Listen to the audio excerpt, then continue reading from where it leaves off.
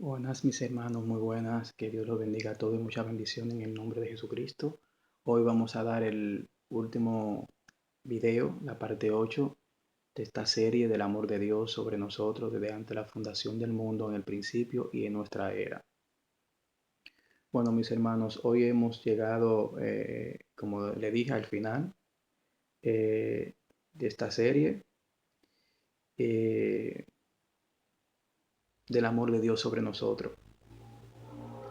Y cómo Dios escogió a muchos hombres por su amor a nosotros para que llegara, hasta que llegáramos a la venida de Cristo.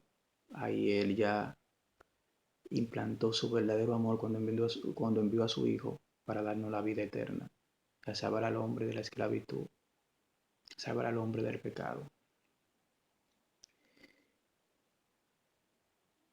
Y vamos a ver, mis hermanos, ahora los hombres, vamos a dar un relato de los hombres que Dios escogió para su propósito, los hombres que Dios escogió antes de que Cristo pisara la tierra. Vamos a empezar por Adán. Adán fue el primer hombre creado, fue el primer hombre caído, pero de él hay que decir que vino un hijo llamado Set. Caín mató a su hermano Abel, la cual Dios lo maldijo, aunque le dio una descendencia, pero esa descendencia de Caín pereció en el diluvio. Solo la del hijo Set permanece. ¿Por qué? Porque Set fue eh, Set tuvo una descendencia y de esa descendencia perdón, de esa descendencia viene el profeta Enoch, el primer profeta en el Antiguo Testamento, y Noé, que es que hace el arca de Dios para el diluvio. Y Noé tuvo 3 hijos, que de esos 3 hijos de Noé se pobló toda la tierra. El primogénito se llamaba Sem, el segundo era Cam y el tercero Jafet. Pero de Sem, de la descendencia de Sem, viene Abraham, el hombre del pacto. Después viene Isaac, Jacob. De Jacob vienen las 12 tribus de Israel, de sus 12 hijos. José, el primer príncipe de Israel en Egipto. Ahí se va cumpliendo poco a poco las promesas de que Jehová le dio a Abraham. Después de José viene en, viene Moisés y Aarón, que es el primer sacerdote levítico aquí en la tierra, porque somos sacerdotes del pueblo de Dios, de su iglesia, en nuestro Señor Jesucristo. Josué como el hombre que batalla para conquistar la guerra, para conquistar, perdona, la tierra prometida de Jehová le prometió al pueblo de Israel. El libro de Jueces tiene a Otoniel, a Barak, a Gedeón, a Tolac, a, a Jair, a Jetep, tiene a Isán, Elón, Adón y Sansón. Esos son los libros, los hombres importantes de aquella era, que fue una era muy peligrosa. Se dice que la era más negra del pueblo de Israel, porque todo el mundo hacía lo que quería. Se dice que los tiempos de jueces en aquella era de Israel se parece a estos tiempos en el mundo actual, que todo el mundo hace lo que le da la gana y así está como está el mundo. Todo el mundo hace lo que le da la gana y no hay respeto, no hay un temor hacia Dios en estos tiempos y por eso están las cosas en el mundo como están, porque no hay temor a Dios. Así, los tiempos de jueces no había temor a Dios y fue la parte donde Israel de verdad es una parte que el que lea ese libro de jueces se da cuenta que es una parte muy oscura del pueblo de Israel. Entonces, cuando venimos hay más hombres también importantes, como Samuel, Job, como el hombre más íntegro para mí de toda la Biblia, en el sentido de los hombres terrenales. Jesús es caso aparte. Hombre terrenal, para mí, Job ha sido el más íntegro de todo, después de toda la prueba que Dios le puso, no cayó en juzgar a Dios, sino que se mantuvo firme y íntegro a Jehová, a pesar de todo lo que pasó. Pero al final tuvo su recompensa. Rey David, Salomón, a pesar de que Salomón empezó bien, también en el tiempo se apartó de Dios, pero él se arrepintió. Y Dios ve el arrepentimiento, es muy importante para Dios. Ezequías para mí fue un buen rey también. Y Josías, como se dice que antes de Josías y después de Josías no hubo un rey como él. Lo dice la palabra de Dios. Vamos a los profetas. Elías fue un profeta grande, Eliseo también. Isaías como el profeta mesiánico. Tenemos a Esdras y Nehemías también, un profeta que fue que restauró la muralla de Israel, la muralla de Israel, junto con Esdras. Jeremías, Ezequiel, la muralla de Jerusalén. Jeremías, Ezequiel, Daniel, Oseas, Amós, Joel, Abdía, Jonás, Miqueas, Nahum, Habacuc, Sofonía, Ageo, Zacarías y Malaquías como el último profeta que Dios envió antes de llegar la venida de Cristo. De Malaquías a Juan y a Cristo hubieron 400 años. Como lo dicen, los 400 años secos del pueblo de Dios. No le envió a ningún profeta ni a ningún mensajero. Por eso esos profetas no vieron el reinado de Alejandro Magno y sí ya Juan el Bautista y Jesús sí vieron el reinado del Imperio Romano. El pueblo de Israel, los profetas llegaron hasta el pueblo medo-persa, pero el griego, esos profetas creo que no lo vivieron, no lo vivieron. Por eso hubieron 4 años secos en el pueblo de Israel, porque Dios envió al último profeta fue Malaquías. Ya mis hermanos, que hemos hablado de estos hombres importantes, también hay que hablar de las mujeres también. Eva como la primera patriarca, Sara la patriarca del primer pacto ibrámico, Rebeca como la mujer de Isaac y la madre de Jacob, Raquel como la mujer que Jacob amó y de ella es la madre de José, el primer príncipe de Israel en Egipto. Tenemos a Rahab como la de Jericó, acuérdense que Rahab fue la que ayudó a los mensajeros cuando Moisés lo envió en Números. Libro de Números podemos encontrar Rahab, que también se casó con Salmón y tuvo un hijo llamado Bus. Bus se casó con Ruth y Ruth de la Moabita, la suegra de Noemí, que ella dijo, tu Dios será mi Dios. Y de Ruth es viene la descendencia de Judá, que de ahí viene David. Débora tuvo en jueces, la primera jueza como mujer. Esther, la reina Esther, tuvo un papel muy importante en la Biblia también. Ana, la madre de Samuel.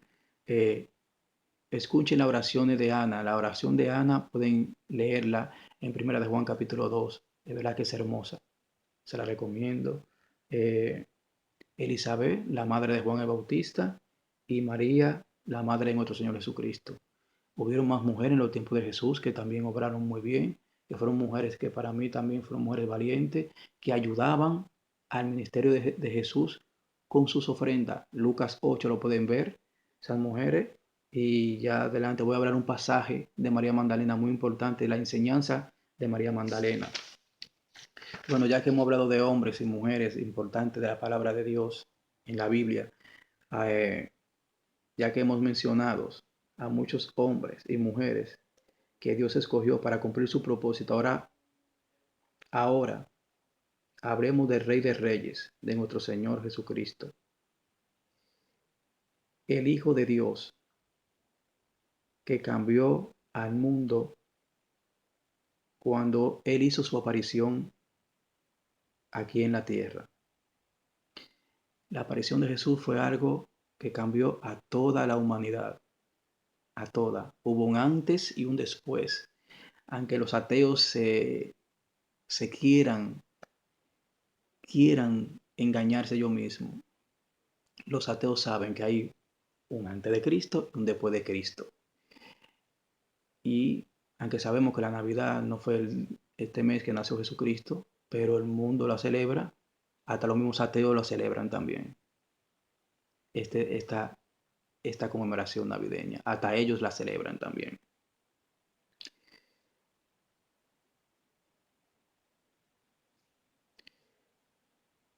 Pero Jesús vino al mundo a redimir los corazones de los hombres que estaban perdidos en el pecado, en las tinieblas. Vino a romper las cadenas del pecado también, a romper las cadenas. Él vino a liberar al cautivo, a dar vista a los ciegos, a defender a los oprimidos. A eso vino Jesucristo y a dar el año favorable del Señor. Él vino a revelar el año favorable del Señor. Y una cosa que debemos de aprender, que Jesucristo es la luz de los hombres. Él es la luz que vino al mundo a sacar las tinieblas, porque las tinieblas nunca prevalecerán sobre la luz. Jamás en la vida, jamás, jamás. Pero ahora vamos a dar un estudio que para mí es muy importante. Vamos a hablar, estuve investigando, estuve buscando en la palabra, de los versículos que hubieron en el Antiguo Testamento que hablan de la venida de Jesucristo. Hubieron muchas apariciones de Cristo de forma simbólica en el Antiguo Testamento. Esos son versículos de la venida. Hubieron 36 versículos en el Antiguo Testamento que hablan de la venida de Cristo, que concuerdan con 39, casi 40 versículos del Nuevo Testamento. Yo cogí unos cuantos para que no se alargue mucho el video. Cogí algunos, creo que 12 versículos. Y van a ser concuerdo con Antiguo y Nuevo Testamento. Empezamos con Génesis capítulo 3, versículo 15.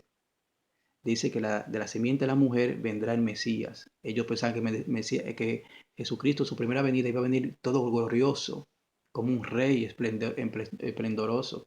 Pero no, él vino en forma de hombre humilde. Él vino en forma de hombre, aunque tenía su divinidad, porque él vino hecho hombre, nació hombre, él sufrió hambre, padeció sed, cansancio, tuvo tentaciones, muchísimas, pero su divinidad no dejaba que él cayera en la tentación, porque él vino engendrado del Espíritu Santo que Dios puso a María. Él nació hombre, pero vino del Espíritu Santo, pero fue engendrado por el Espíritu Santo. Y Génesis 3:15 concuerda con Gálatas 4:4. Génesis, Génesis 12:3, Mateo 1, versículo 1. Números 24:17, donde Balaam ve una visión y profetiza algo de Jacob, que de Jacob vendrá un cetro que gobernará la tierra. Y lo vemos en Mateo 1:2. Porque Jesús viene del estirpe de Jacob, porque Judá es hijo de Jacob, y Jesús viene de la tribu de Judá, según la carne, terrenalmente hablando, en la carne. Salmo 2, versículos 6 y 7, concuerda con Mateo 3:17. Isaías 7:14 concuerda con Lucas capítulo 1, 26, 27 y 30-31. Isaías 9, versículo 7, concuerda con Lucas, capítulo 1, 32-33. Isaías 11:2, concuerda con Apocalipsis 3:1. Zacarías 7:9 con Marcos 11, 7 al 11. Miqueas capítulo 5, versículo 2, concuerda con Lucas capítulo 2, 4, 7.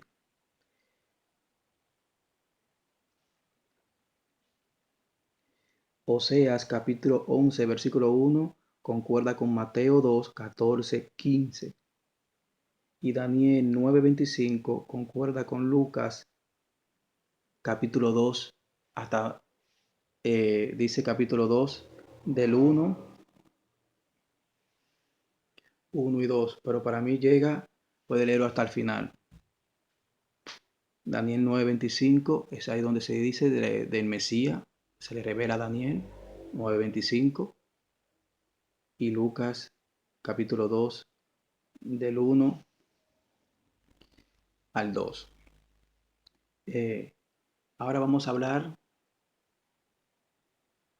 de la llegada del Mesías al mundo. Jesucristo fue lo más, ahí Dios pone su amor completamente a nosotros, cuando envía a su Hijo al mundo para darnos la salvación por medio de él.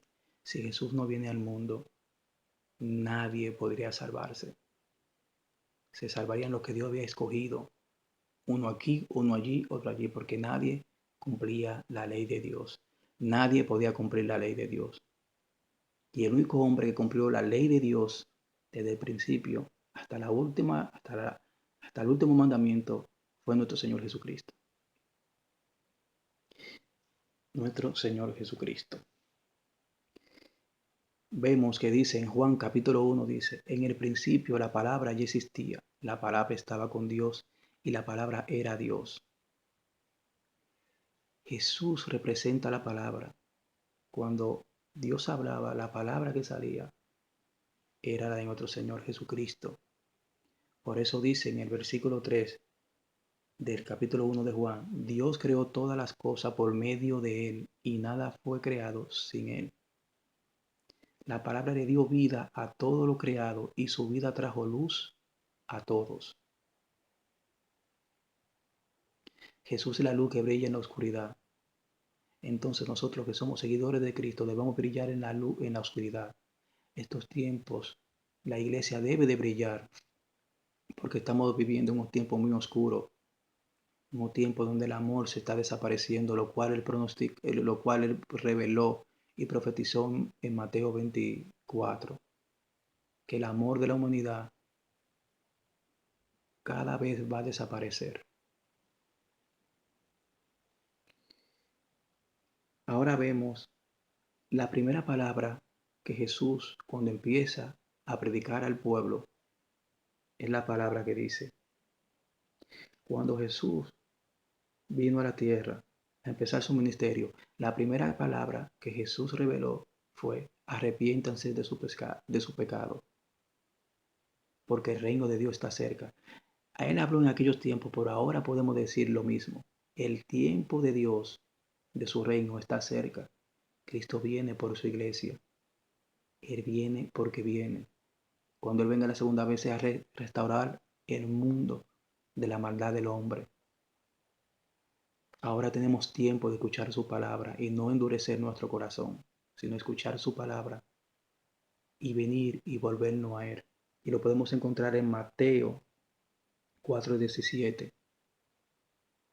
En Mateo 4:17 vemos que Jesús dice arrepiéntanse, porque lo que Jesús quiere es liberarnos del infierno, porque todo fue creado por Él, tanto el cielo como la tierra y lo debajo de la tierra fue creado por Jesucristo.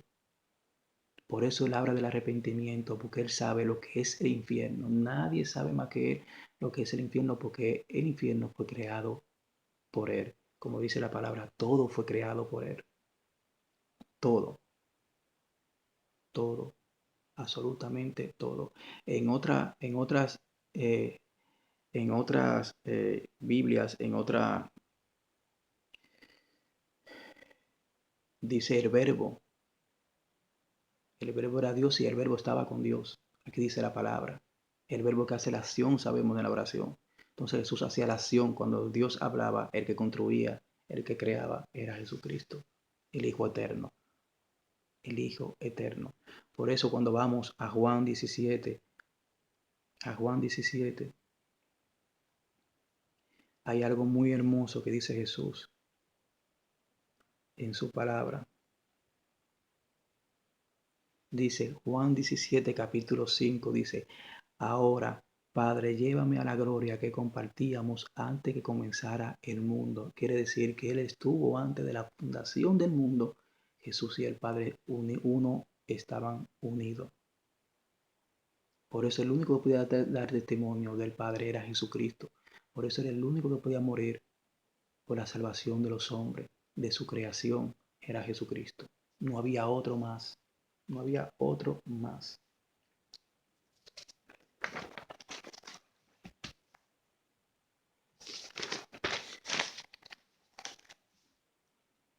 Pero hay una enseñanza también cuando vamos a Juan, capítulo 1, versículos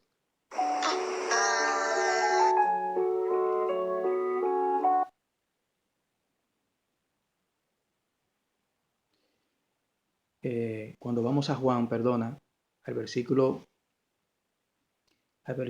1, cuando vamos a Juan, al versículo, capítulo 1,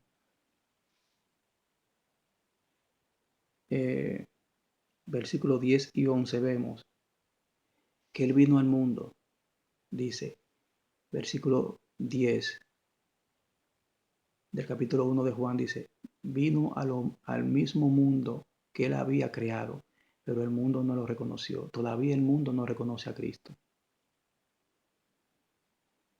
Y hablar de Cristo en muchos países es ser perseguido. Es algo para ellos horrendo hablar de Cristo en muchos países. Y poco a poco llegará el tiempo que de Cristo la gente no va a querer escuchar la palabra Cristo. Llegará el momento que la gente no va a querer llegar a escuchar la palabra Cristo. Pero también dice, vino a los de su propio pueblo y hasta ellos lo rechazaron. Pero aquí hay una promesa muy hermosa y dice el versículo 12, pero a todos los que creyeron en Él y lo recibieron, le dio el derecho de llegar a ser hijos de Dios. De ser hijos de Dios, mis hermanos, de ser hijos de Dios, de ser hijos de Dios. En Lucas hay una enseñanza también, en Lucas 4,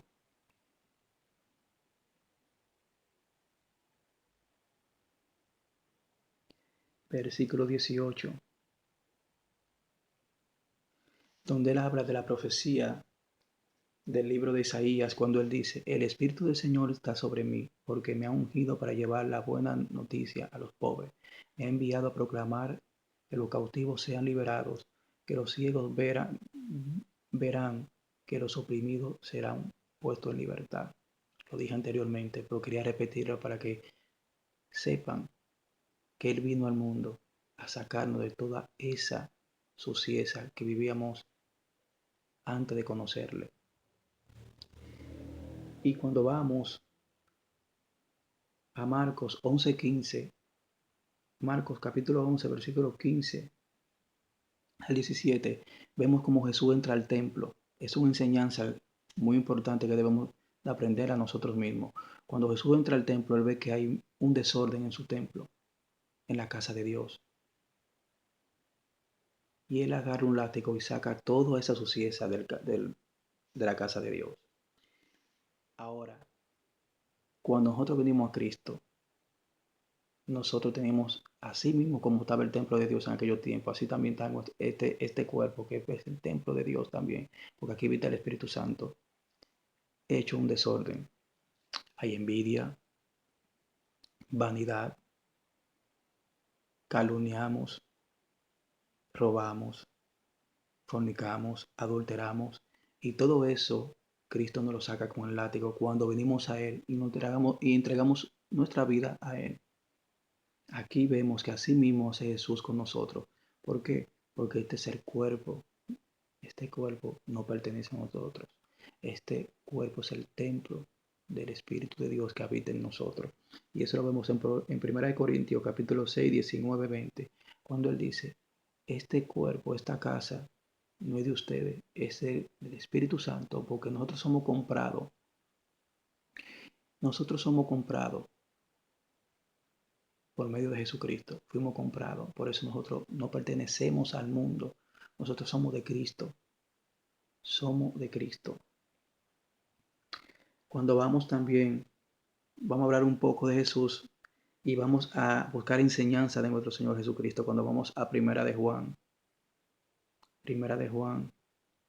versículo 1, y dice, les anunciamos al que existe desde el principio, a quien hemos visto y oído. Lo vimos con nuestros propios ojos y lo tocamos con nuestras propias manos. Él es la palabra de vida. Él es la palabra de vida. Dice también, dice, Primera de Juan 5:12, vamos a Primera de Juan 5:12, vamos a dar varias enseñanzas de este capítulo, primera de Juan 5:12, dice, el que tiene al Hijo tiene la vida, el que no tiene al Hijo de Dios no tiene la vida. Ahora vamos a Juan, a ese mismo capítulo, al 4 y al 5, dice, pues todo hijo de Dios vence a este mundo de maldad y logramos esa victoria por medio de nuestra fe a Cristo. ¿Y quién puede ganar esta batalla contra el mundo? Únicamente los que creen que Jesús es el Hijo de Dios. Solamente esos que creen que Jesús es el Hijo de Dios son los que pueden ganar la batalla en este mundo. ¿Por qué? Como dice en Filipenses capítulo 4, versículo 13, en Él está nuestra fortaleza. Y dice también eh, Juan capítulo 15, versículo 5, si no me equivoco, creo que sí, Juan 15, 5.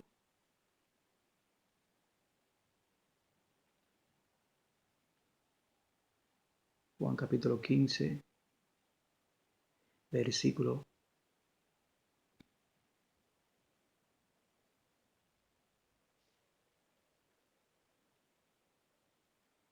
Como lo dice, ciertamente yo soy la vid, ustedes son las ramas. Los que permanecen en mí y yo en ellos producirán mucho fruto, porque separados de mí no podemos hacer nada. Separados de Cristo no somos nada, porque Él es el árbol que nos sujeta, nosotros somos su rama, Él es la vid verdadera. Y si nosotros nos atamos al árbol de vida, las ramas se secan y somos echados al infierno. Por eso sin Él nada podemos hacer. Jesús es que nos da la fuerza para ganar la batalla que vivimos cada día bajo su cielo. Solo Jesús nos da la fortaleza que necesitamos en Él. Solo Jesucristo, nuestra fuente de vida. Cuando vamos a Juan, capítulo 3, es que Juan es maravilloso, Juan tiene mucha enseñanza. Cuando vamos a Juan, capítulo 3, que Él está hablando a Nicodemo, cuando vamos al versículo 14, y Él le dice, y así como Moisés levantó la serpiente de bronce en un poste en el desierto, así deberá ser levantado el Hijo del Hombre. Dice, para que todo el que crea en Él tenga vida eterna. Es una promesa que Dios promete, Jesucristo promete, que solo en Él está la vida eterna. Y dice, aquí vemos que Dios amó al mundo. Aquí Dios perfeccionó su amor con nosotros. Ese es el pacto verdadero. Es cuando Él envía a su Hijo al mundo. No para condenarlo, sino para que a través de Él sea el mundo salvo. Pero todos los que crean en Él. Y dice el 17, Dios no envió al mundo para condenarlo, sino para salvarlo por medio de Él. Porque Dios amó tanto al mundo que dio a su único Hijo para que todo el que cree en Él no se pierda, sino que tenga vida eterna. Y dice, no hay condenación para todo lo que cree en Él, pero todo el que no cree ya ha sido condenado porque no ha creído en el Hijo unigénito de Dios. No ha creído, no ha creído en el único Hijo de Dios. Y el que no cree, como dije en primera de Juan 5:12, no tiene vida el que no cree. Solo en Cristo está la vida eterna. Solo en Él podemos vivir en la paz que necesitamos bajo este cielo. Y en estos momentos que está pasando la tierra por la desobediencia del hombre contra Dios. Todo es consecuencia del pecado del hombre. De creer que sin Dios lo pueden hacer todo. Y está escrito. Sin Él nada podemos hacer. Nada. Nada. De nada. Nada. Entonces, mis hermanos, hable de Filipenses, que Él es nuestra fortaleza. En segunda de Corintios 5, Él no amó tanto que se hizo pecado por nosotros. Él se hizo pecado por nosotros cuando Cristo nunca pecó.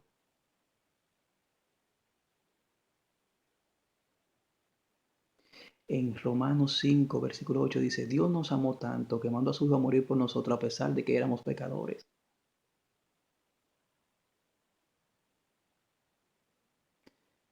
Él perfeccionó su amor cuando envió a su Hijo al mundo, mis hermanos. Miremos más hacia arriba y no hacia abajo.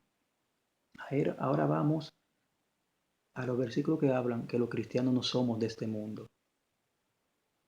No somos de este mundo. En Juan 17 podemos ver muchas. Juan 17 es el capítulo que más menciona la palabra mundo. Algunas 25 veces o 18 veces. Creo que es el capítulo que más menciona al mundo. Es el capítulo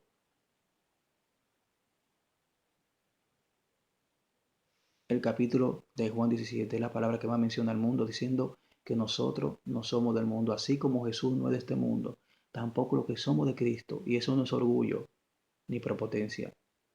Habitamos aquí, pero nuestra mirada y nuestro corazón debe estar hacia arriba, no sé, aquí en la tierra. Y dice, al igual que yo, ellos no pertenecen a este mundo. Juan 17, 16. Juan 17, 16. Dice, le he dado tu palabra y el mundo los odia, porque ellos no pertenecen al mundo, así como yo no pertenezco al mundo. Dice Colosenses capítulo 3, versículo 1 y 2, que tengamos la mirada donde está sentado nuestro Dios, nuestro Jesucristo a la derecha del Padre. Tengamos la mirada en el cielo y no en la tierra. Eso dice nuestro Señor Jesucristo. Y lo dice claramente, claramente lo dice. Cuando vamos a primera de Juan, capítulo 2, 15, 17, no vivamos en el afán de este mundo, porque este mundo va a pasar. Vamos a segunda de Juan 15, 17. Primera de Juan, capítulo 2, versículo 15 al 17. Que no está enseñando aquí, dice, ni las cosas que le ofrece, porque cuando aman el mundo no tienen el amor del Padre en ustedes, pues el mundo solo ofrece un intenso deseo por el placer físico, un deseo insaciable por todo lo que vemos y el orgullo de nuestros logros y posesiones. Nada de eso proviene del Padre, sino que viene del mundo. Y este mundo se acaba junto con todo lo que la gente tanto desea, pero el que hace lo que a Dios le agrada, vive para siempre. Los que viven atados en el mundo, sean cristianos o no sean cristianos, se quedarán en el mundo. ¿Y qué dice segunda de Pedro, capítulo 3? Segunda de Pedro, capítulo 3, ¿qué no dice?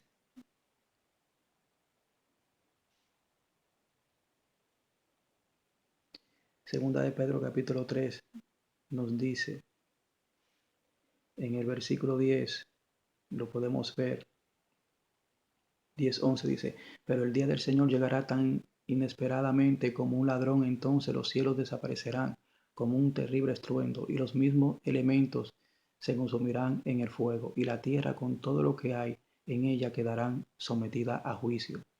Dado que todos los que nos rodea será destruido de esta manera, ¿cómo no llevar una vida santa y vivir en obediencia a Dios? Si el mundo va a pasar, y todas sus obras que hay en el mundo pasarán. ¿Por qué debemos vivir atados a este mundo? Sabemos que va a morir. Apocalipsis 21 lo dice. Nueva tierra y nuevo cielo, porque la tierra y el cielo antiguo pasó, pasó, mis hermanos. Ahora vamos a la promesa de Cristo. La promesa de Cristo la podemos ver en primera de Tesalonicenses, capítulo 4, 16, 18. Es el arrebatamiento de la iglesia, es el acontecimiento que todos esperamos y que va a pasar, mis hermanos. Y va a pasar. Es el arrebatamiento a la iglesia. Es el arrebatamiento que todos esperamos y que va a pasar, mis hermanos. Son promesas de Cristo. Otra promesa también está en Juan capítulo 14, versículo 3. Juan capítulo 14. Juan 14.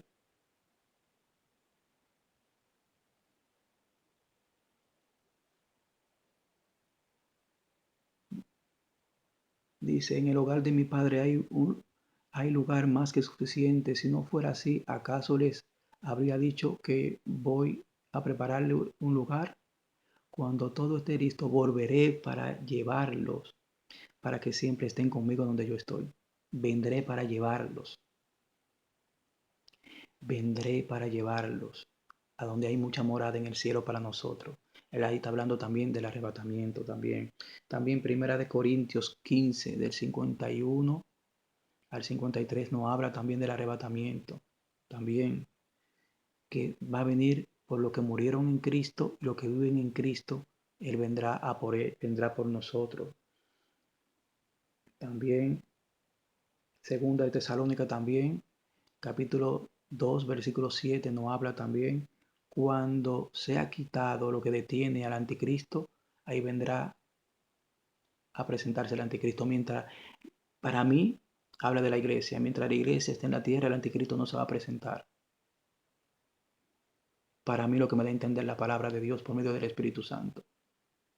Es lo que me da a entender para mí. Porque también lo creo por lo que dice la iglesia de Filadelfia. A ti te libraré de la ira venidera. Está hablando a la iglesia de Filadelfia. Y quiere decir que lo que vivamos como la iglesia de Filadelfia, eso no viviremos la gran tribulación, sino que seremos arrebatados por lo que dice Segunda de Tesalónica y por lo que dice la palabra, que nosotros no viviremos la gran tribulación ni los días del anticristo. Pero que me da a entender el Espíritu Santo a mí, mis hermanos. En 1 Corintios capítulo 15 del 1 al 5 está el verdadero evangelio, que Jesús vino al mundo, que Él murió, pero Él resucitó. Si Jesús no resucita, el evangelio que nosotros predicamos no vale de nada. Pero Jesús resucitó. Y así como Jesús resucitó, así también los que vivimos en Él y muramos en Él, resucitaremos. Así como el Padre lo levantó, Jesús nos va a levantar también del polvo, lo que vivamos en Él y muramos en Él y vivamos una vida correctamente en obediencia a la palabra de Dios. Hay una enseñanza también que, que quiero mostrarle, mis hermanos, que es la de Marcos, capítulo 11, versículo 15 y 17, que habla de María Magdalena. No, perdona, no, perdona, esa habla del templo. La de María Magdalena habla es en Juan 20. Perdone, mis hermanos, en Juan 20 vemos como María Magdalena llora por nuestro Señor Jesucristo. ¿Qué significa eso? ¿Por qué Jesús se le apareció a María Magdalena y no a los demás? Porque María Magdalena fue que buscó a Jesucristo después de su muerte de todo corazón. Ella lloró por encontrar a su Salvador. Ella suplicó, ella se quedó ahí buscándolo de todo corazón. Y el que busca a Jesucristo de todo corazón, tú puedes estar seguro que el que lo busca, lo encuentra. Él dice en Apocalipsis capítulo 3 versículo 20, yo toco y el que abre, yo entraré y habitaremos juntos y será mi amigo. Pero tú tienes que abrir la puerta. Ahora tienes que buscarlo de todo corazón para que Él venga aquí a ti y toque. Así como se le pareció a María Magdalena, que ella lo buscó de todo corazón, porque María Magdalena sí fue una discípula que de cuando Cristo hizo la obra en ella, se entregó a Cristo totalmente, un 100%. Y eso es un ejemplo que debemos tomar de María Magdalena, da igual que sea mujer, ella lo buscó de corazón y lo encontró. Así que si buscamos a Cristo de todo corazón, lo encontraremos. Mis hermanos, estamos aquí ya para finalizar este estudio, este mensaje bíblico. Espero que Dios lo bendiga, le dé muchas bendiciones, le dé mucha paz y que esta palabra florezca en ustedes. Dios los bendiga siempre y los ama en el nombre de Cristo. Hay vida para siempre. Amén.